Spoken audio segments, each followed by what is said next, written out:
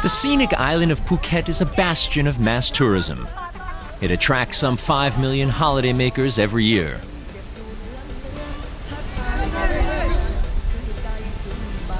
That goes hand in hand with massive environmental problems. Along the coast, there's a construction boom, and traffic too is a growing problem. Environmental activists are sounding the alarm. They've criticized the ruthless exploitation of natural resources and the region's rising CO2 levels. The garbage in the beach in Phuket is a relatively minor problem.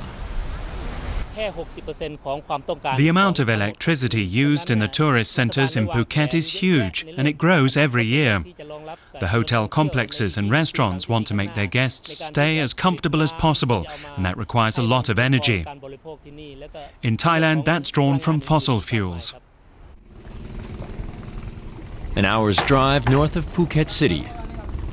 Mass tourism has yet to reach this far.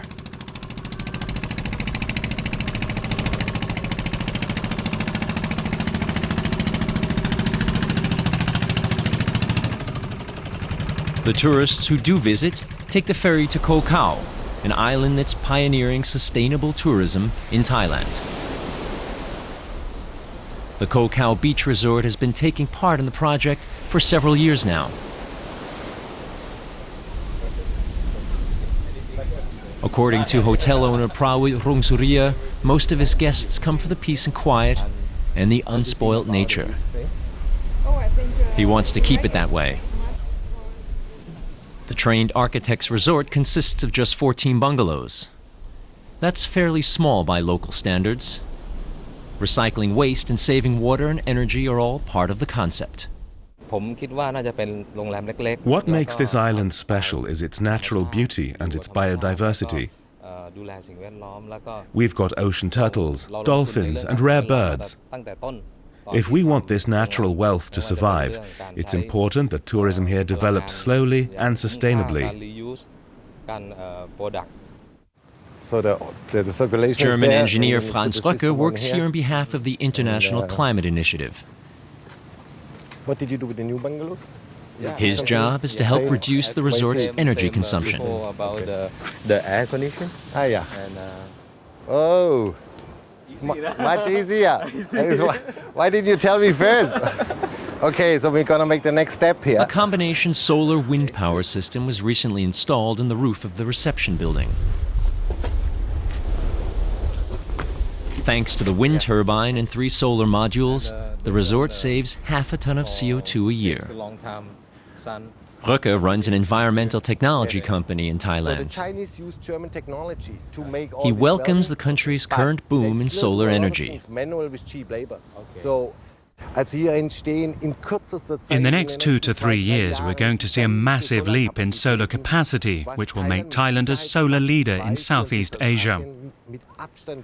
Obviously, it will just be a tiny percentage of the country's complete energy consumption. But it goes to show that photovoltaics are set to be introduced on a wide scale. The Island Beach Resort is the oldest and the biggest hotel on the island. Unsurprisingly, it is also by far the biggest energy consumer. The air conditioning in all the rooms accounts for over half of the energy that the hotel uses. The bungalows were recently fitted out with insulation. Made of palm trees, the roofs now boast an additional layer of hard foam that helps keep the tropical heat at bay. It wasn't easy to persuade the hotel management that it was worth the investment. But in the long run, it will definitely pay off. Unfortunately, the fact is that in Thailand hardly any buildings are insulated, and over 50 or 60% of energy is used to cool rooms. But by insulating 64 bungalows here, we're saving 10 tons of CO2 and reducing our energy consumption by 10 to 15%.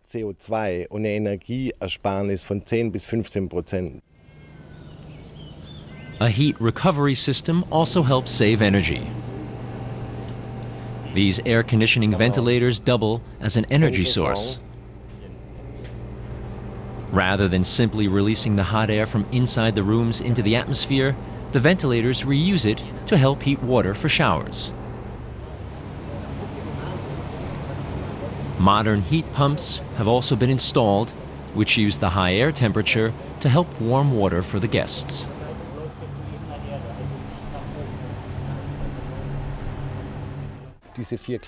These 4 air conditioning units can supply 44 rooms. The heat pump is basically just a backup, or for when a lot of people take showers at the same time and the water needs to heat up again quickly. This system has a lot of potential.